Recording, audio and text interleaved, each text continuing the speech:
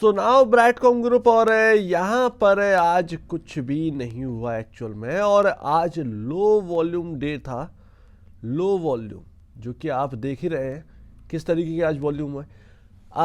2:36 तक तो आप ये समझो कि आपका सिर्फ और सिर्फ वॉल्यूम 42 लाख ही था। सिर्फ और सिर्फ 42 लाख। उसके बाद 2:36 के बाद थोड़ा सा बढ़ा। अब 56 लाख के साथ हम क्लोजिंग दे रहे हैं। 56 लाख शेयर्स में काम हो चुका है। इसके साथ साथ हम क्लोजिंग दे रहे हैं। 3:30 बजे के आसपास का टाइम है। 5 मिनट रह गए हैं मार्केट बंद होने में। अब सबसे पहली बात, कल जो मैंने आपको परसों परसों जो नोटिफिकेशन आपको दिखाया था कि डेट, वो एक्चुअल में सारे कंपनियों में आया था।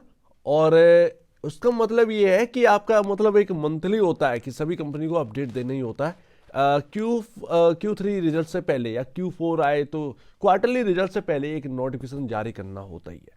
तो वो नॉर्मल नोटिफिकेशन था। इसका मतलब ये नहीं कि आपके सामने डेट है, वो गलती हो गई थी उससे बताने में, लेकिन डेट जल्दी अनाउंस हो जाएगी। अब कोई अगर सीएनबीसी आवाज देख रहा होगा तो आज पता चला होगा कि आज बीसीजी के ऊपर एक यहाँ पर इन्वेस्टर ने यहाँ पर सवाल किया था और फीमेल इन्वेस्टर थी। और यहाँ पर बीसीजी उन्होंने बाई कर रखा था 112 रुपए पर। 112 रुपए पर 112 रुपए पर 1000 शेयर्स थे। यहाँ पर सवाल पूछा गया। वहाँ पर यहाँ पर एंकर में जो है वो आशीष वर्मा जी जो सीएनबीसी पर है ना, वो मौजूद थे। और यहाँ पर एक एनालिस्ट जो है, बड़े एनालिस्ट हैं गौरांग शाह जी, जियोजीत फाइनेंशियल के, इनसे पूछा गया था।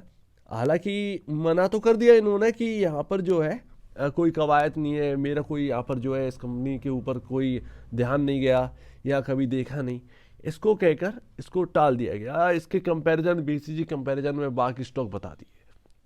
लेकिन यहाँ पर सबसे इंपॉर्टेंट ये था कि आशीष वर्मा जी वो अचानक से बोनस के ऊपर बोले, बीसीजी के बोनस के ऊपर बोले। यानी कि बीसीजी के बोनस के बारे में बताया कि बोनस के बाद एडजस्टमेंट बाकी वगैरह का प्राइस है आपका क्या, ये सब उन्होंने बात पूछी। इससे ये पता लगा कि पता तो सबको है कि बीसीजी एक्चुअल में है क्या, बस कोई बोल नहीं रहा है।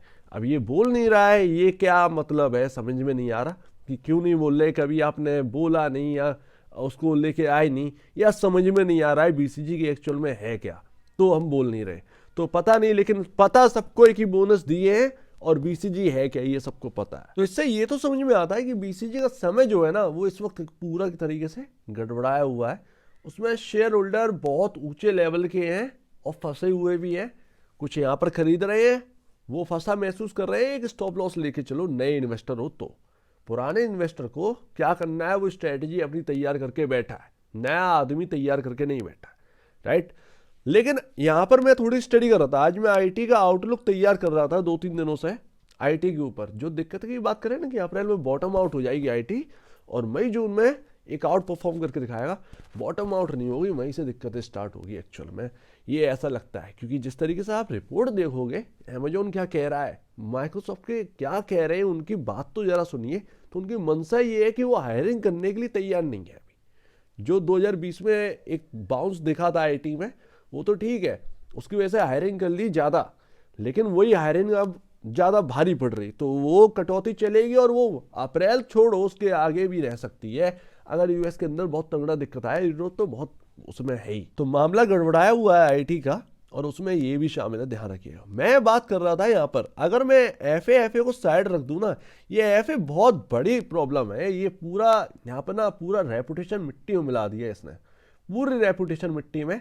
कोई बात करने से भी कतराता है इसके ऊपर। मतलब ये तो समझ में आ गया, कोई क्या कहे इसके ऊपर ये समझ में नहीं आ रहा। क्या उनको भी गलत क्या ठहराएं, एफए सामने है, उससे पहले क्या ही बोलेंगे।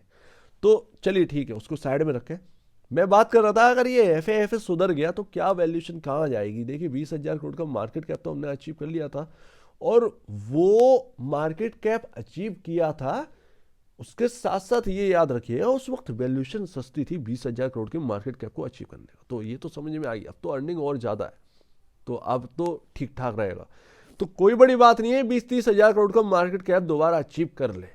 दोबारा ये 30,000 करोड़ मार्केट कैप, ये बहुत छोटी बात हो जाएगी अगले 1.5 से 2-3 सालों में। अगर आप देखिएगा यहां से 2026 तक, ये छोटी छोटी कंपनियों के मार्केट कैप ना 10-10 हजार करोड़ के होने वाले हैं, उससे थोड़ी बड़ी बड़ी ना 30-30 हजार। ये नॉर्मल हो जाएगा। जो आज हम लोग को बहुत हाई वैल्यूएशन लगता है, ये 2-3 साल बाद ये नॉर्मल होने वाला है। हम बात करेंगे लाखों की मार्केट कैप की। एक्चुअल में जो कंपनी 70,000 करोड़ का टर्नओवर कर रही है, उनके 5 लाख करोड़ के ऊपर का मार्केट कैप की बात क्या करेंगे अगले 2-3 साल बाद। तो ये तो होना ही है। जिस तरीके से यूएस में आम बात है 1 लाख करोड़ का मार्केट कैप, वो यहाँ पर भी होनी है। क्यों हम वही कल्चर जो है अपनाते रहेंगे, यहाँ पर क्या वैल्यूएशन बढ़ेगी ना कंपनी की। तो यही बात है, होना तो है, ये तो तय है। बट जो यहाँ पर दिक्कतें हैं इंटरनल, वो अगर सॉल्व नहीं होंगी तो दिक्कतें और बढ़ेगी। सेक्रेटरी कहीं रिजाइन कर रहा है, क्या चल रहा है क्या नहीं चल रहा है, क्या एक न्यूज तक नहीं है, एक ऐसा ट्रिगर नहीं है जिससे कि स्टॉक को बल मिले। और इसीलिए मैं कह रहा हूं कि ट्रिगर नहीं है हमारे पास कि यहां पर थोड़ा सा संभले। मुझे लगता है कि यहां पर डाउनसाइड अभी यहां पर होगी, ये 26 रुपए 15 पैसे ना ये दोबारा टूटेगा, क्योंकि ट्रिगर नहीं है हमारे पास कि यहां पर रुके या बॉटम आउट हो। बॉटम आउट तो सबसे बड़ा कराएगा एफए, फॉरेंसिक ऑडिट जिस दिन आया उस दिन ये समझिएगा बॉटम आउट हो जाएगा स्टॉक। फिर भले ही वो स्टॉक ना 60 रुपए पर रुक जाए जाके, जरूरी नहीं कि 120 तक जाएगा, बहुत मुश्किल लगेगी अभी तक।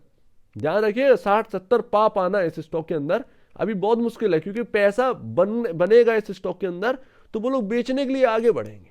वो बेचेंगे तो स्टॉक थोड़ा सा बीच बीच में नीचे आएगा, फिर ऊपर जाएगा, एकदम थोड़ी चांद पे पहुंच जाएंगे। तो एकदम रिकवरी तो बिल्कुल ही नामुमकिन है। लेकिन हाँ, एफए जो है वो बॉटम आउट करा देगा, आपकी जो डाउन साइड है वो खत्म। एफए का नीड है, वो डाउन साइड तभी खत्म होगी। लेकिन अभी जो है बहुत सतर्कता के साथ काम करिएगा। आईटी का मूड माहौल बिल्कुल खराब है।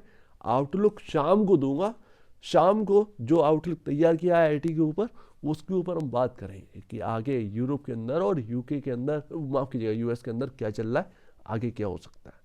सो अभी वेट करिए, आराम से कदम फूक फूक कर रखिए, बहुत ही संभल कर। यहाँ पर पूरे मार्केट का मूड माहौल सही नहीं है। हमारा मार्केट ऑलरेडी टॉप पे चल रहा है। Q3 बिगड़ेगा तो कितना लिक्विडिटी बचाएगी, ये ध्यान रखिए, ये शब्द ध्यान रखिए, कितना लिक्विडिटी बचा लेगी इस मार्केट को अगर Q3 खराब आया तो। सो उम्मीद है आप पूरी बात को यहाँ पर समझ गए होंगे क्या कहना चाह रहा हूँ। आपका क्या कहना है इसके ऊपर कहिएगा कमेंट सेक्शन में। और अगर आपको इस वीडियो को भी प्रॉब्लम है, कुछ पूछें, कुछ बताएं, कुछ कहना है तो प्लीज कमेंट सेक्शन में कहिए। और अब दीजिए मुझे वीडियो देखने के लिए बहुत धन्यवाद दोस्तों।